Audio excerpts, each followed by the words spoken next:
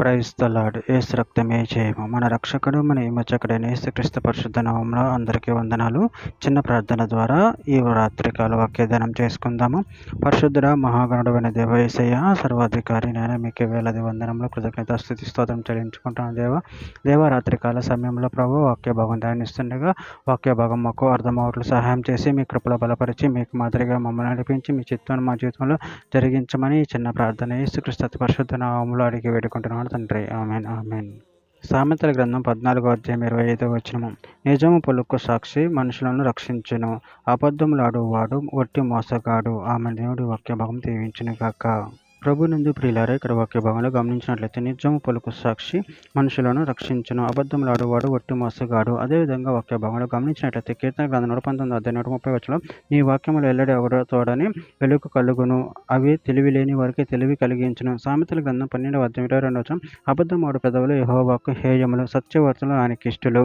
ఎఫెసీయులకు రాసిన పత్రిక 4:25 మనము ఒకరికొకరు అవయములై ఉన్నాము కనుక మీరు అబద్ధం ఆడుట మాని ప్రతి వాడును తన పొరుగు వానితో సత్యమే మాట్లాడవలెను. కొలసీయులకు రాసిన పత్రిక 3:9-10 ఒకరితో ఒకడు అబద్ధం ఆడకుడి, ఏలయనగా ప్రాచీన స్వభావం దాని క్రియలతో కూడా మీరు పరిత్యజించి జ్ఞానం కలుగు నిమిత్తమును దానిని సృష్టించిన వాని పోలిక చొప్పున నూతన పరచబడుచున్న నవీన స్వభావం ధరించుకొని ఉన్నారు.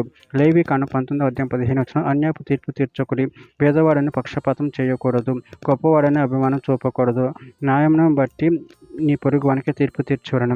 తిమోతికి రాసిన మొదటి పత్రిక 5:21 విరోధ బుద్ధితోనైనా పక్షపాతంతోనైనను ఏమీయూ చేయక నేను చెప్పిన ఈ సంగతులను గైకొనవలనని దేవుని ఎదుటను క్రీస్తు యేసు ఎదుటన ఏర్పరచబడిన దేవదూతల ఎదుటను నీకు అనబెట్టుచున్నాను.